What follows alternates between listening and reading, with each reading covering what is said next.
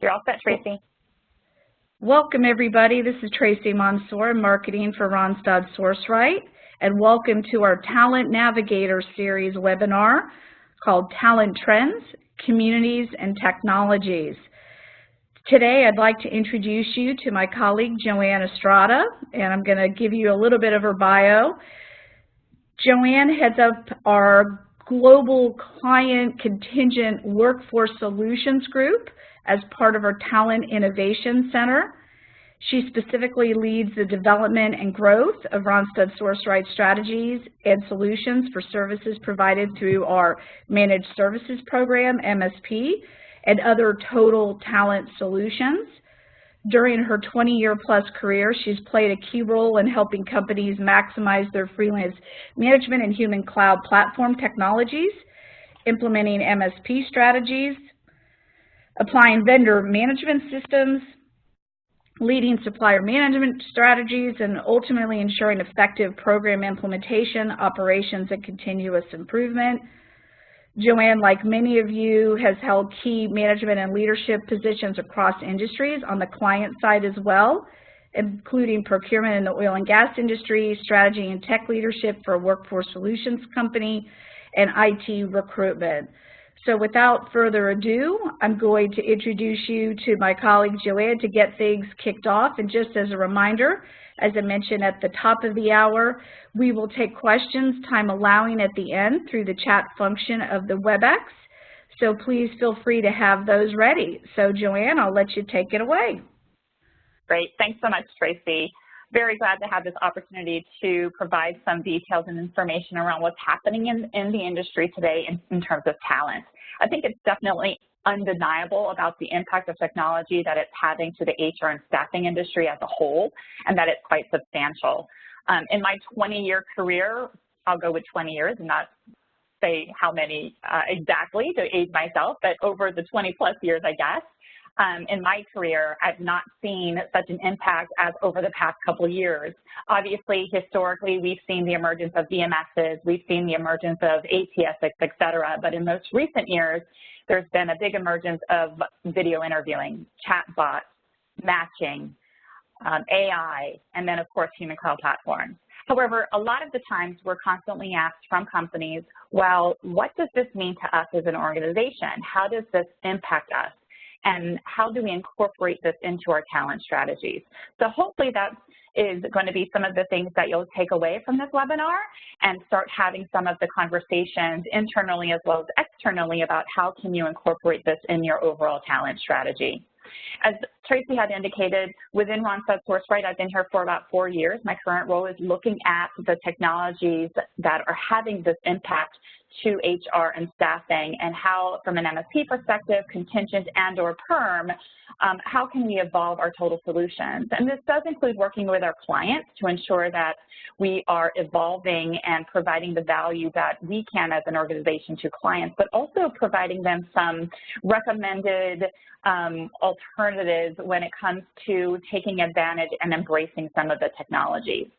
So again, in order to answer some of the questions around what's happening in the industry and how can you incorporate it in your organization, we do like to discuss today some trends in the marketplace around talent. This does include the likes of the human cloud platform, so we'll go through what this means in terms of the definitions of human cloud platforms. Within human cloud platforms, some of the technologies offer what we're calling talent communities or talent pools, those both of private as well as public. What this could look like for your organization, and I'll give you a couple of examples of what some of our clients are doing and some other enterprises are doing regarding this type of solution. And then what are the benefits for you as an organization? So those are some of the topics. I hope you can see some of the value coming out of this. And as Tracy had indicated, please use your chat function, and we'll be sure to, towards the end of the call, get some of your questions answered. So let's go ahead and kick off. Starting with some trends in the marketplace, annually, RFR conducts what we call a talent trend. This is a global survey of about 800 C-suite and human capital leaders. 17 countries are represented in this survey, and it does include a wide range of categories of talent. So this includes the auto and manufacturing industry, banking, life sciences, IT. So it really has a broad range of participants who, answer the questions of the survey. So the first question here in terms of, is your talent strategy driving business value? Obviously, talent is going to be a key impact to the ability of any organization to be able to deliver the value that they have. As you can see here, I'll focus on the right-hand side to just give a little bit of a point out, but 78% of those participants of the survey say that the goal of their talent strategy is to have measurable impact on business. And what's key here is that we're seeing a big intake of that percentage go up from 57% to 78%. So it's really undeniable the impact that talent and the talent strategy will have on your organization as a whole.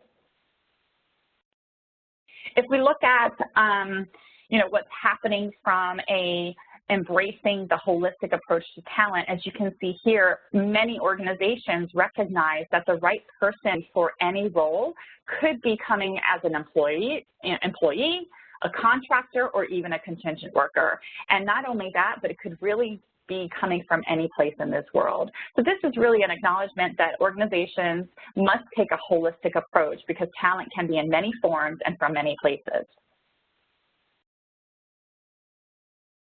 Another question that we ask is around technology. Because of the importance of talent and the access to talent, what tools are being used to simplify the ability to manage the workforce? As you can see here, our survey through the RFR Talent Trends really indicate that 70% say technology has helped to make smarter hiring decisions.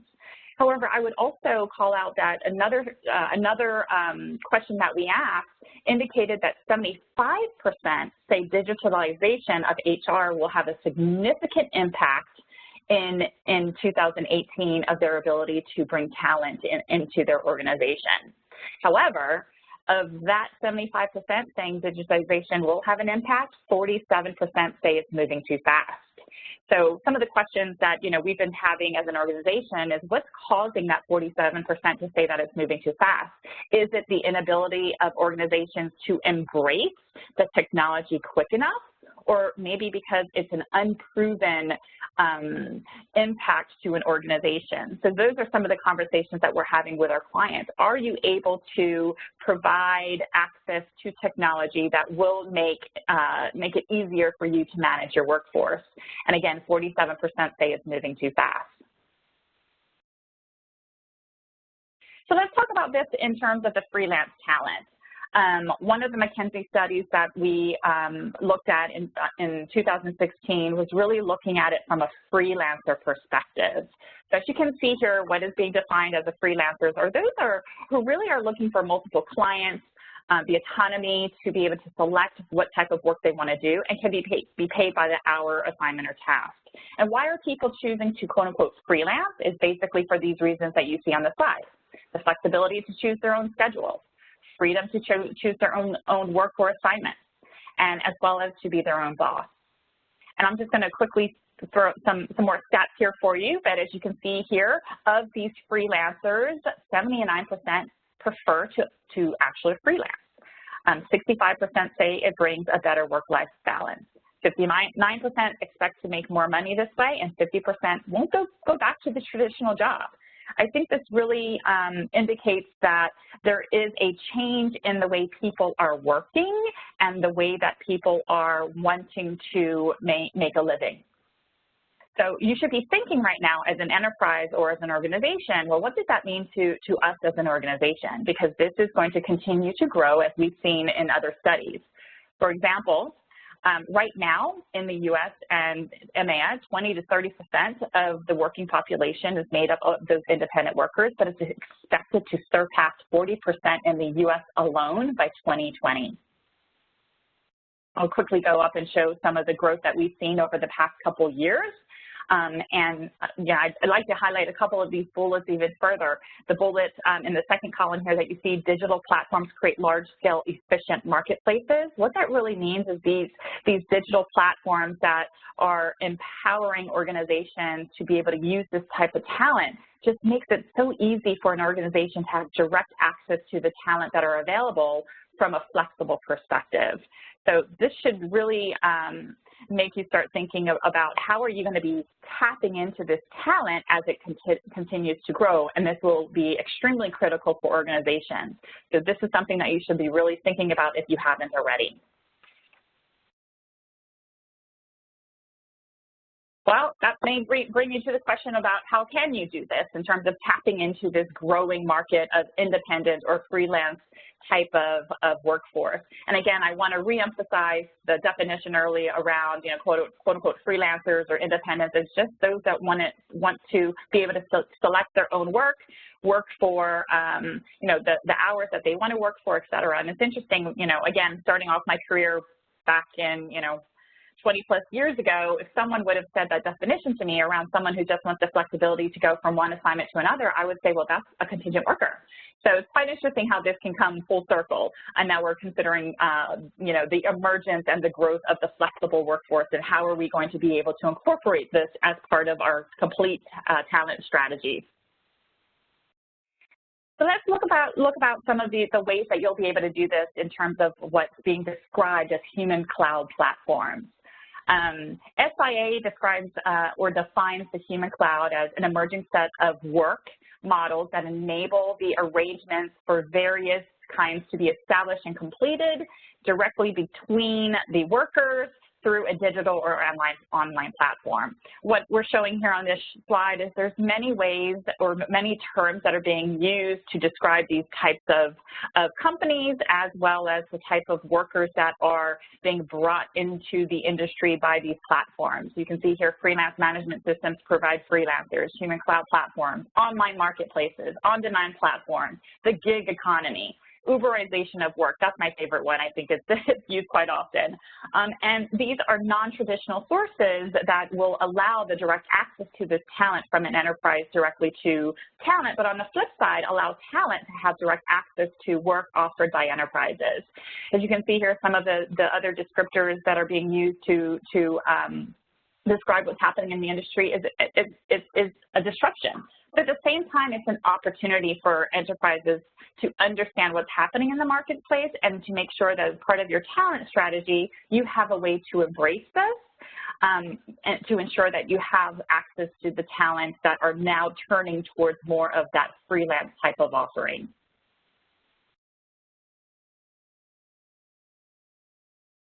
A couple more things to show here. I'm sure many of you have seen these coming out of staffing industry analysts, but human cloud platforms, as you see on the left-hand side, is part of the talent acquisition technology in the same area of this pie chart of VMSs and ATSs, but it really is a non-traditional way of getting access to the types of workers defined here through online staffing platforms, crowdsourcing, or even online work services. On the right-hand side, again, another graph coming from staffing industry analysts is describing what you're getting when you're looking at these types of platforms, whether it be the online staffing work or, of course, crowdsourcing, and gives you some ideas in terms of types of companies that are offering this type of access to talent. The one thing I would call out here is, again, human cloud as defined by SIA includes the three areas: crowdsourcing, which is an online platform model that really enables the work assignments to be parsed out and be performed by a crowd. Online services is defined as an online platform model that enables the delivery of certain specialized services such as customer services and writing, et cetera, to be performed by a group or, of course, by the platform provider. And then lastly, the online staffing platform enables, those that are wanting to engage with people and specific workers that you can enter into and complete the transactions of the work arrangement. So just giving you some idea in terms of what those definitions are. You can learn more by going to Staffing Industry Analysts. They have a lexicon that is great in defining what are these terms that are being used to describe these alternative sourcing solutions for you. Because of the emergence of the human cloud platforms, as you can see on the left-hand side, it has been quite substantial in most recent years. As you can see here, there's over, in this study in 2017 from the Gig Economy and Human Cloud Platform, again through SIA, there was over 350 companies that have been founded or launched that offer these types of services. On the right-hand side, you can see, well, how do you expect to hire your external workforce? Well, SAP Fieldglass did a study, as you can see here on the third bar chart, horizontal bar chart. 38% today are using on-demand online marketplaces, but what really stands out is the fact that within 3 years, 74% of the respondents are looking to utilize on-demand or online marketplaces for access to this type of freelancers, which is, if you think about it, makes sense because of the emergence and the growth of the talent wanting to work in a more free way or a more flexible way. Organizations are going to have to find a way to be able to get access to this types of talent.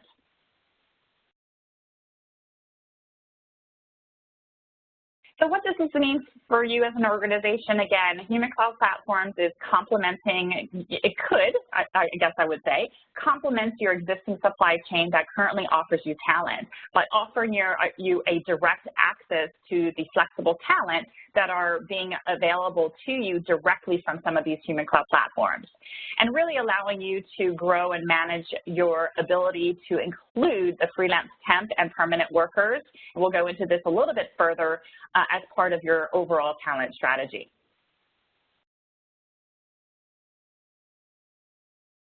Since we've defined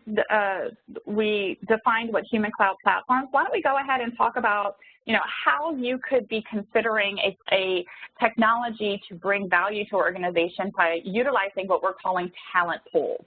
And this is something that is being offered by many platforms. But again, it goes back to the question around how are you going to be able to embrace this type of alternative access to talent as part of your overall talent strategy. So what we thought we'd do is go ahead and give you some insight into what this could potentially look like and help you defining the differences between the offers that are available through the various different platforms.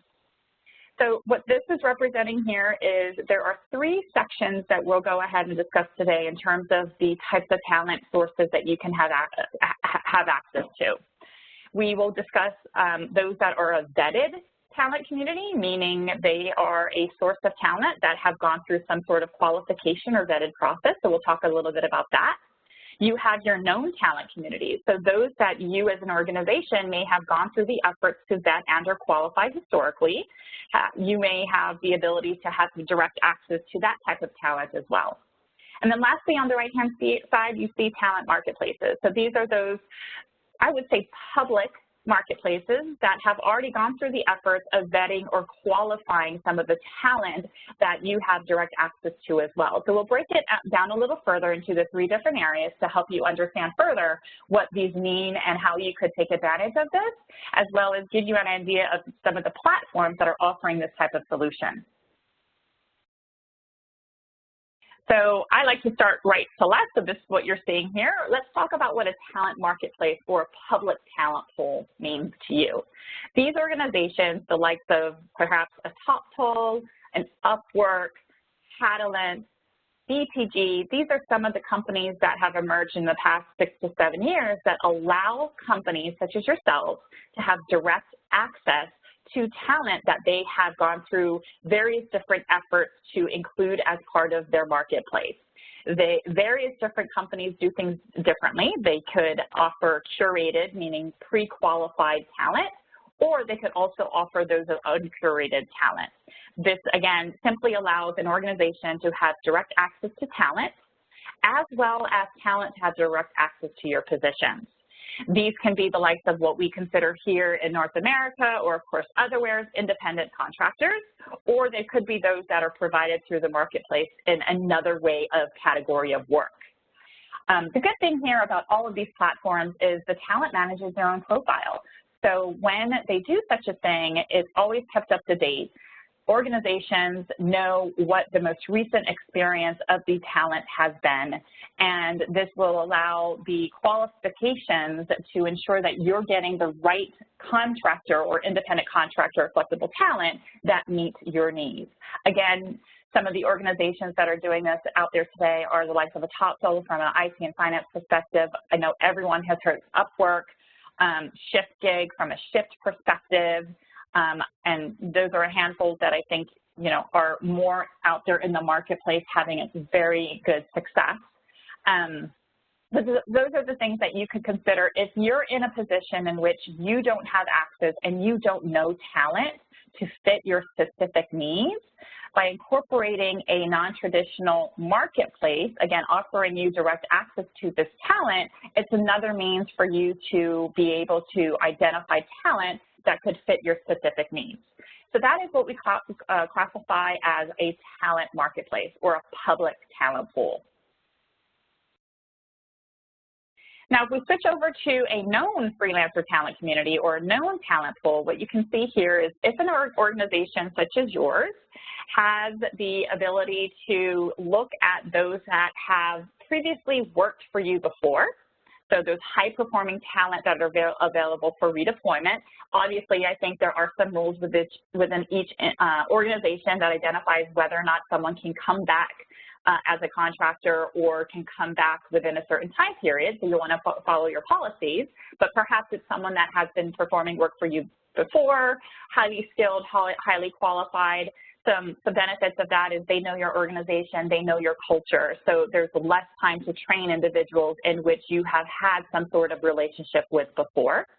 Those silver medalists, so perhaps, you know, as you're going through your talent identification efforts, you've selected someone for your position, but there were others that qualified, just weren't selected for that opportunity. Silver medalists can also be invited to join your known talent community, or those that you have identified through various different sourcing activities as you go through the efforts of identifying positions to be filled by various different talent.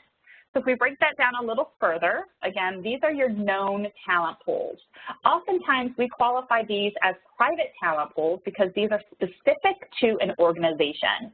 So if you're an organization, you can look at building out a specific known talent community by utilizing a private talent pool for those that, again, qualify under a redeployable, a retirees, or even an internship program or a silver medalist.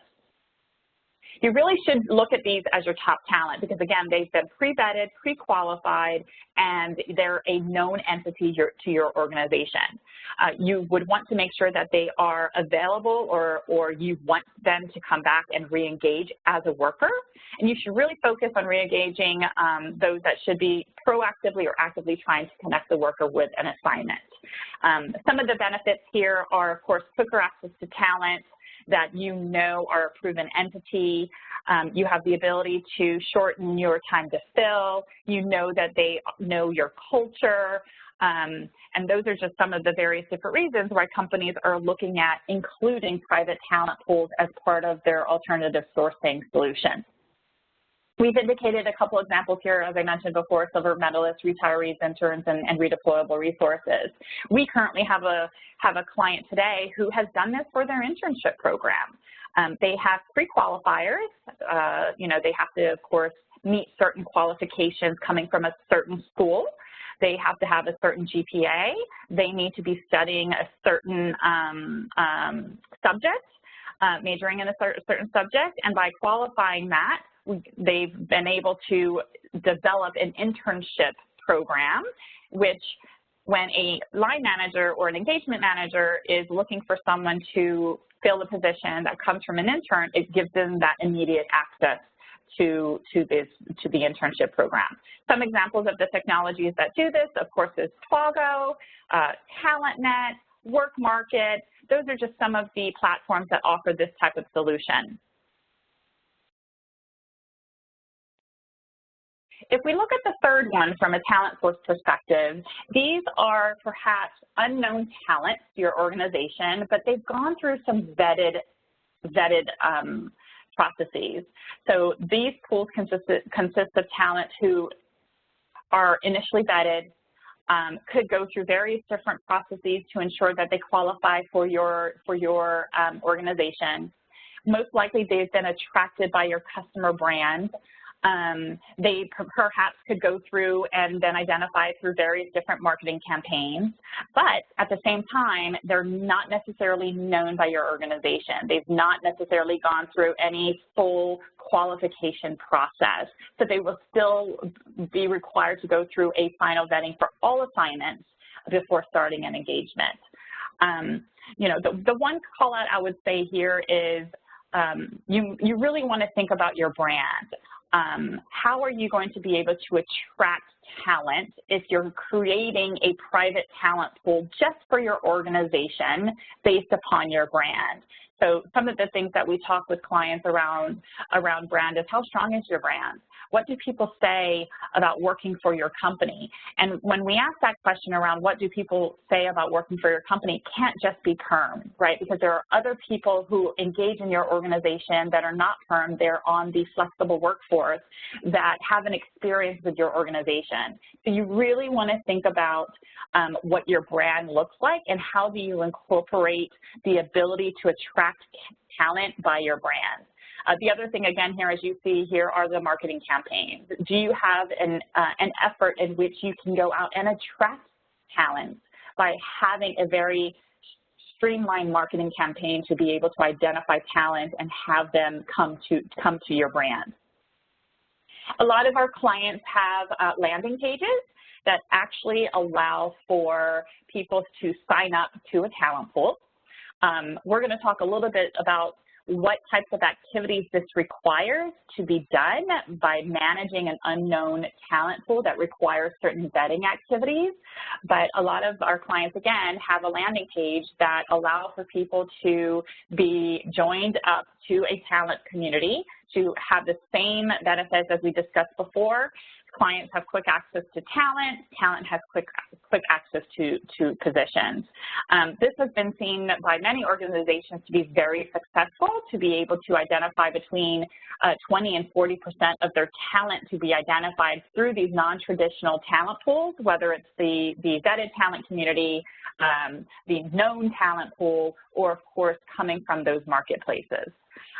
So those are some of the various different definitions of the talent pools that are out there. Again, just to summarize, we're looking at those that are marketplaces, so those are public and accessible across organizations of either pre-vetted, pre-curated talent pool, or those that are either known to your organization as a known talent pool, or perhaps those that will need to go through a vetting exercise to be identified as talent that are available for your assignment.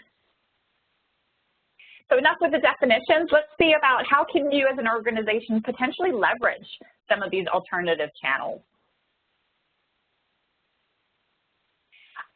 So what we're showing here is a model in which, you know, an organization can potentially look at utilizing some of the marketplaces into an existing talent management process.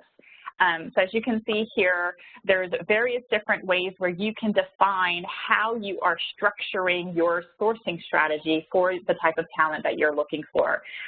This is quite an aggressive example where, you know, as an organization, you can say, well, I know that retirees are allowed to come back to our organization. They are known entities, so as the first opportunity to fill any type of flexible arrangement, let's look at that private talent pool of retirees. The opportunities may go out to them first to determine whether or not there is someone in that retiree pool that is available for an assignment. Then we have the likes of, maybe you're looking at those that are offering business consultants or management consultants. You may decide, well, we don't have those types of talent today. They're not known. So we may need to use a marketplace to go about identifying the management consultants that your organization may have to use. Another example of a marketplace would be potentially your shifts or your the cafe or light industrial type of workers. This may be another opportunity where you may not know talent that are available for work through shift work. So there are marketplaces out there such as the like of a shift gig that will allow direct access to people who want to work in shifts like roles and are available to be able to take on those types of opportunities for organizations. So you may decide that a marketplace is the way for you. Another example, of course, is the IT highly skilled developers. This oftentimes could be accessible through a marketplace, like I discussed earlier, the likes of a TopTal, or maybe your organization constantly reuses this type of talent. If you constantly reuse this type of talent and they are redeployable talent that can come from one assignment to another, then you may want to consider a talent pool. Another example, which may not necessarily be here in classified as a talent pool or marketplace, but we have an organization that we're working with that is constantly reusing creative type of talent.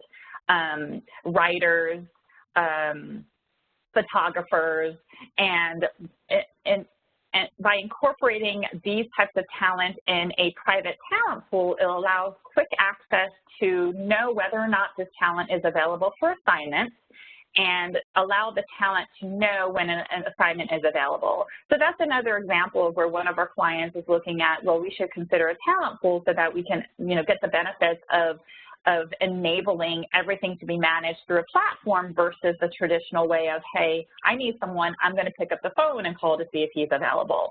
That can be quite an exhaustive effort for a lot of organizations. And then you can see here, as I mentioned earlier, a lot of the access to talent is a complementary effort to what your current supply chain looks like. So in this example here, you may want to use a primary supplier or competitive bid to look at the other types of categories. Again, this is just an example. We do have one client who has decided not to do it this way. Why don't we use our talent pool? And in this example, it was a private talent pool in which they've used their brand to be able to build out their talent pool because they have a very strong brand. And all positions go immediately to that talent pool first. So there are various different ways that organizations can look at this, and what we're going to talk about is things that you want to consider before you make these types of decisions. Again, I think it's a proven point when we talked a little bit earlier around what's happening in the industry from a accessible talent perspective, the growth of freelancers in the marketplace, how many platforms there are out there that are allowing this type of effort. This obviously is something that really should be getting organizations to think about how can you tap into this type of talent, and one of the ways are the human style platforms via either a talent pool or a marketplace.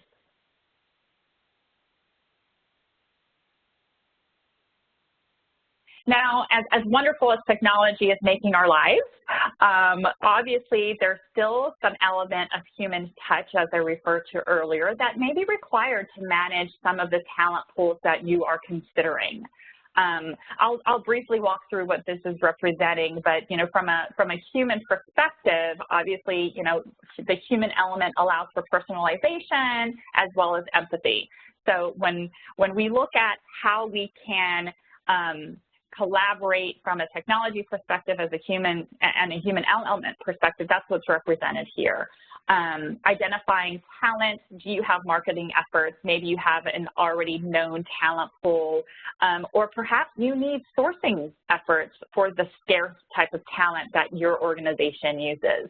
So where you can see here, by identifying talent allows you to build the talent pool, you may need some of that human element to source for that scarce talent. Oftentimes, I think we all recognize with the low employment rate, people aren't necessarily just looking for positions. They're not going to be readily available for you. So because people are working today with the low unemployment rate, the opportunity for adding that human element to go out and source and identify people who may be working that could be a talent available to you will require some effort of human sourcing activity. As you look through the path, once someone is identified in terms of wanting them to be added to your talent pool, either through sourcing efforts or being a known entity, they're invited to join a talent pool.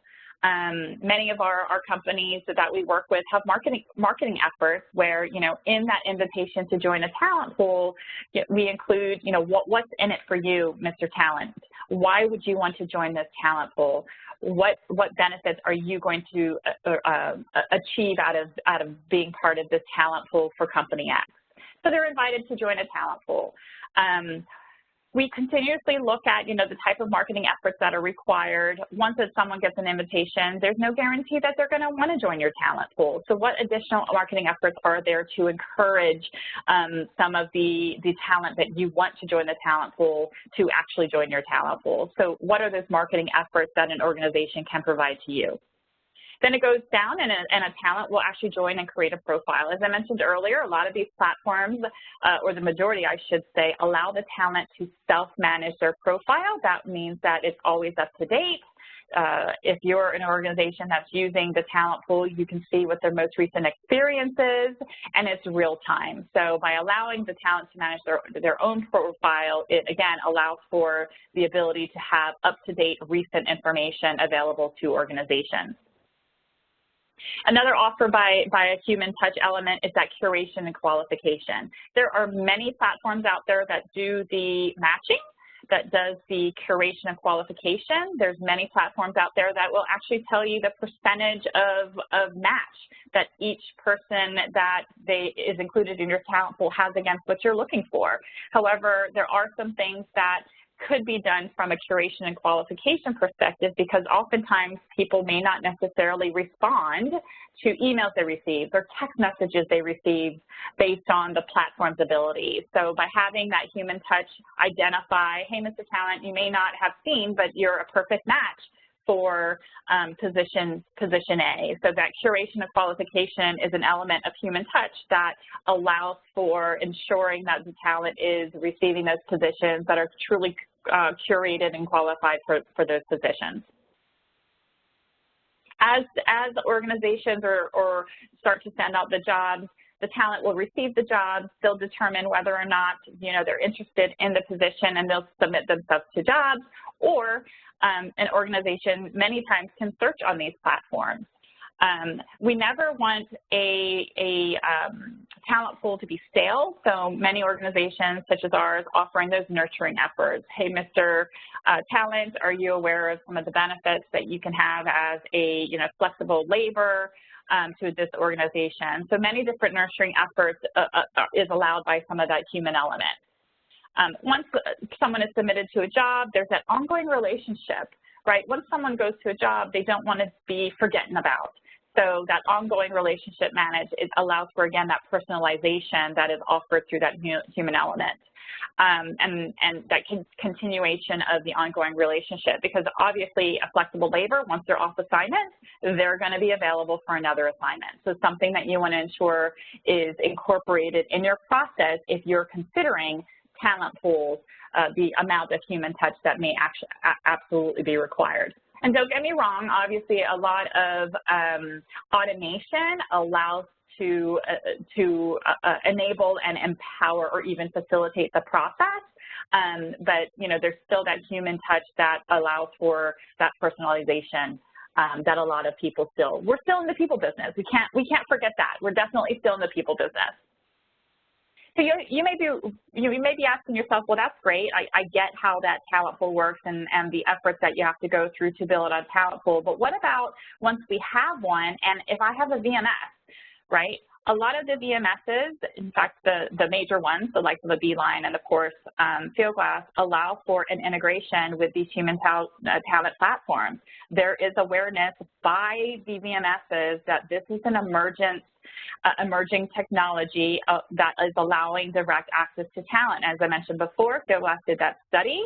So again, there's realization in the VMS industry that this is out there. So there are integrations that are available from the VMSs to allow it to be included into your existing talent management process. So what this is representing here, blue happens to be those activities that are managed through a VMS in a typical fashion. And then the white indicates what happens in the talent pool or marketplaces once you have that talent pool built. It would work the same way that you would have today if you do have a VMS where you create your job, the job is distributed based on your distribution rules. If you so happen to say that a talent pool or a talent marketplace is where you want this job to go through that job integration, there is the opportunity for that job to land in that platform. So whether, again, it's a marketplace such as TopToll or even a talent pool such as TalentNet or Twago, it goes to that marketplace. There is an alert oftentimes that says, hey, talent, there's a new position. You might be interested in it. At the same time, there's many of those platforms that I mentioned earlier that have the matching capabilities to identify people that have a high degree of percentage of match. The job posting is created in that platform. People can either be searched, or they can be invited to, or they can self-submit themselves based upon the job that they received. The highlight here, I would say, is in this process, what you really need to think about is how clear your jobs are. Oftentimes, in our experience, and I'm sure many of you out there are thinking, oh boy, this could be a challenge for us, but jobs can no longer say, we need a consultant, or I need someone to come in and, do X. There really needs to be a clear descriptor in your jobs because it's now going into the marketplace. Some of the benefits that organizations have seen as utilizing suppliers, the suppliers are very good at taking a job and being able to make it market-facing or talent-facing. So in this process, because of the integration, that's something that you definitely will want to think about. Do our jobs come across as a desirable type of opportunity for anyone in that talent pool to be able to be interested in? So just a specific call out there for you. If we finish off the process, again, once someone goes through the process to submit themselves, or they've been searched and then submitted, the process follows the standard VMS recruitment flow. The application is reviewed, the engagement starts, and of course the assignment time and invoicing can still happen as it does today because of the integration between the VMS and the talent pools that are available. Okay, I want to make sure that we can get through some of the remainder of the slides and have any questions, time for questions. So you may be asking, okay, I think I get it. I think I have an opportunity to understand how we can get access to the growing freelancer community, but explain to me, how am I going to go about selling this internally, or what are the benefits to an organization? So as indicated earlier, it will be critical to determine a strategy around the growing population of freelance talent. So it would be very important for organizations to leverage, a strategic on-demand workforce that includes this source of talent as part of your supply ecosystem. It will also be very important for you to build an attraction and engagement strategies. A study that we saw, and I want to say it was the McKinsey one that we talked about earlier, shared that 70% of companies in 2016 didn't have a plan to engage this. So, over the past couple of years, we've been having these same conversations with clients. How are you going to be able to include this emerging freelance flexible talent as part of your overall talent strategy? How are you also going to be able to gain insight and control over your freelance spend? And obviously there's a compliance component, which we'll go ahead and talk a little bit more in a follow-up slide as well. But definitely something that you are presented with in terms of opportunities, challenges, as well as risks. What I'm showing here right now is a sample of a landing page. As I mentioned earlier, oftentimes companies create a landing page. This is one of ours from a Randstad SourceRight perspective. But basically, it allows for people to come in and join that talent pool. So with your ability to make use of a talent community or talent pool, it doesn't necessarily, as we discussed before, compromise your current process. It will be part of your current process and complement your existing strategy in terms of how you're bringing talent into your organization. So I quickly click through this because I do want to make sure we have enough time for any questions that may have popped up, Tracy. But again, this will allow you to attract, qualify, curate, and engage this additional source of talent by utilizing either private or public talent pools. It can integrate with your VMS, And by allowing this to be as part of your overall talent strategy, you gain the obvious advantage of increased visibility to what's happening within your organization. It was interesting, a couple weeks ago, Tracy and I attended a roundtable, and someone had made the comment that because this talent community or talent marketplace wasn't part of their overall strategy, users were going out and doing them themselves. And one user had actually used their P card to actually pay an invoice of $30,000 to a talent community, because there are very easy ways for a user to get access to these talent pools or talent marketplaces. So in that scenario, we discussed, well, obviously that goes into why you would need a business case to include this as part of your talent strategy, because you don't have that visibility as your users are going out and doing this by themselves. So just another plug-in into some of the reasons why you want to think about how can you incorporate the use of talent communities or talent marketplaces as part of your overall strategy, because this is very easy for a user to do themselves. So the benefits, the way that we look at benefits is not only for an organization or an enterprise, but there's obvious benefits for talent, as we discussed earlier. So just from a high level or a summary perspective, this will allow you as an organization that quicker access to talent. Oftentimes they're curated, they're pre-vetted, through the integrations and the technology capabilities. You have direct access to the talent through your current process if you incorporate that into your overall strategy. There are some cost benefits. Oftentimes when you look at the ability to have direct access to these platforms, you are, of course, not going through the traditional supplier channels. So there are some cost benefits here. I sat through another a roundtable where someone was stating that they're saving approximately 20% by utilizing their branded talent communities. So there are some cost benefits when you look at the ability to incorporate this as part of your overall strategy. Visibility, you want to know who's coming through your doors or who has access to your systems, or even who is doing or performing some work on your behalf.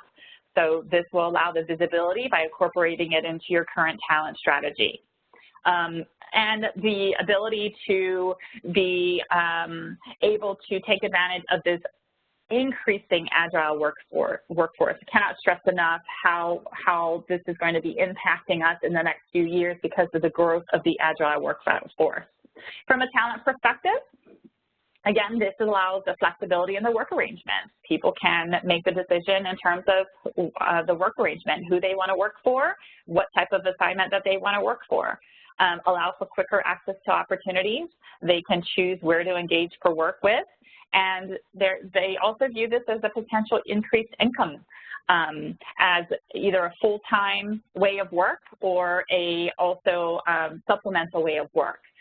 One of the things that I would also point out here is some of the companies that we're working with are even thinking about this a little differently, where instead of hiring for a quote-unquote position, so we need a business analyst, for example, right, to come in and do task A through Z, a lot of the organizations we're working with are saying, well, let's look at the tasks that need to be performed, and let's hire for the task. In those types of scenarios, that is prime for the gig economy or the flexible type of worker, because now you're looking at people who want to be able to take on certain tasks and not necessarily engage in the traditional full-time work. So something to also consider, how are you actually looking at the jobs that are needed to be performed as a holistic job, meaning bring in the BA, or as tasks that could fit into the way of engaging with the gig economy. Did want to briefly mention, not everything has, its shiny bells and whistles, obviously. There are risks that organizations need to be aware of.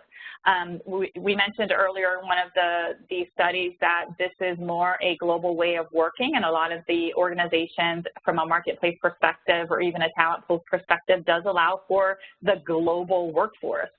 So some of the risks that you need to be aware of and speak internally within your organization with legal and, of course, your organization as a whole is the varying degrees of employment law, the varying degrees of tax implications from one region to another or from one country to another. Data privacy is very key. I'm sure in Europe everyone is aware of GDPR, so data privacy. Compliance to onboarding. Oftentimes, as I mentioned, this is direct access to talent. So if you have a process in place in which you require certain checks as part of the onboarding of any worker that is going to do work on your behalf, you'll want to make sure that those onboarding requirements are part of your process, even with these talent communities. And then, of course, worker classification. Oftentimes, these organizations will offer, an independent worker or, in North America, 1099. So you'll want to make sure that there are language in your contract, there are processes in place in which you can mitigate the risk of worker classification. So very key to understand what risks there are when you're looking at these types of alternative sources of talent. So hopefully that has given you some idea and some clarification in terms of what capabilities there are in the marketplace with these emerging technologies, again, from talent pools, known or vetted type of talent pools, or even talent marketplaces. So you may be asking yourself, well, how can we start looking at this? If you haven't already, these are just some suggestions here. And you need to really make that determination if the method of alternative sources of talent is right for your organization. Do you have a culture in which it will be received and you can take advantage of that type of talent? So is this an opportunity for your organization to take advantage of this type of direct access to talent? And then determine the usage of either public or private talent pools. And again, we discussed earlier, if you're in a position in which you don't know the talent and you need to have a marketplace that can provide you access to the talent you need, then the public marketplace would be something that you would want to consider. If you want to build out a talent pool in which you use your brand and you want to either build out a new talent pool or utilize the redeployable talent that you have, then you may want to consider a private talent pool. And then take a look on what's out there in terms of platforms. I mentioned several as we've gone through this presentation. There are varying degrees of functionalities and offerings from these various platforms. So you need to make sure that you do your proper due diligence and understand what is available as functionality as part of these platforms and ensure that you're going with the right selection. Any organizations such as Randstad SourceRight, we do this all the time with our clients in terms of, well, let us understand the problem that you're trying to solve, Mr. Client, and then therefore we can come back with a recommendation around the types of technologies that would fit that need. And again, to mitigate any type of risks, to allow for the visibility that you're wanting to have into this type of talent, develop a policy or guidance on the usage and communicate that out to your organization. You certainly don't want to be in the position where you see a P card charge come through for $30,000 for work that is done by a worker that you had no idea was doing work on your behalf. So something to consider in terms of how to get started. And, when you're looking at these platforms, we highly recommend to organizations, how are you going to know if it is successful or not? Go through the proper process to say, how are you going to define success and develop what that success criteria is. So these are some of the key points that we would highlight in terms of how do you get started. There is a lot of information out there. Like I mentioned before, SIA has a gig, a research study. There's constant surveys that you have access to. I provided information from the Fieldglass study. There's Upwork who provides studies in terms of what's happening in the freelancers. I mentioned earlier on RFR talent trends, which we do on a yearly basis, and it's a global talent trend. We have that available for you as well. So anytime you're looking at these things, you want to make sure that you go through the proper due diligence to make the right selection for your organization. And Tracy, I think I took 55 minutes, so I think we have 5 minutes if there's anything out there. Yes, we did actually have a couple of questions come in, JoAnne. So one of the questions was, what was the survey you mentioned at the top of the hour? And that would be the Talent Trends 2018 report. That was the one where JoAnne mentioned 800 human capital leaders from 17 countries. You can go on the ronstadsourceright.com website, can send us a note via the chatbot function as we're embracing AI and tools that JoAnne mentioned today. That was the particular report that JoAnne referenced quickly, and a couple of you sent notes in asking, so thank you for that. We do have a question from the field where an individual has posed, we don't have the finances right now to invest in a specific tech platform around talent. So where would you suggest a company like ours start, independent of having a technology to support us in that effort? So JoAnne, do you want to weigh in on that and where someone might start to develop a talent pool or community or some of the other terms you referenced in today's webinar? Yeah, absolutely. I think that's an excellent question. Both from a marketplace perspective as well as a private talent pool, these organizations have various different pricing strategies. Oftentimes they will come with a subscription fee on perhaps a yearly basis. Other times they'll be charging a percentage of the time worked by that actual worker. So if you don't have the means or the capabilities to invest in a platform, there is opportunity to look at platforms a little different and negotiate the pricing structure with these companies on more of a transactional basis versus an investment. In that transactional basis, for example, there is the opportunity for that company, that platform to say, well, here is the talent, it's going to cost you X, and when you pay X, we get our fee from that X.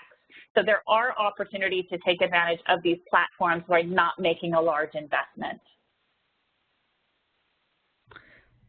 Excellent. And another question came in around the internship program you mentioned. Can you do just a quick recap of the particular client organization or organizations that we represent in our portfolio and how somebody on today's webinar might be able to consider that as a first step in their talent process? Sure, yeah, absolutely. The one that I referenced earlier was around a MSP program that we have for one of our pharmaceutical companies that has a fairly defined internship requirement as they look at interns to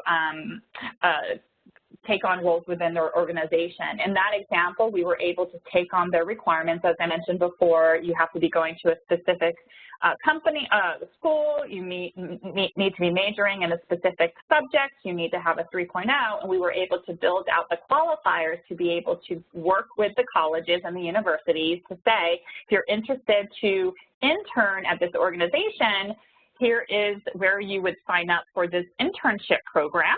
It allows that intern to go in and sign up as a talent in that talent pool, and we were fortunate enough to have an integration with the VMS platform directly into the talent pool, and as soon as the intern position was created in the VMS, it immediately was sent to the talent pool of interns, and interns could self-submit themselves. That's been a very successful program, and we were able to fill the majority of the positions listed based upon the talent that has signed up to that talent community. Excellent. Thank you for that recap. So that does conclude our time for today's webinar. Thank you again for joining the Randstad SourceRight Talent Navigator webinar. We will be sharing the recording of this link for those of you who were able to join and want to share it perhaps with your colleagues. Thank you again, and look for updates to come for other webinars coming throughout 2018. Thanks again, and we will talk to you soon. Bye-bye. Thank you. Bye-bye.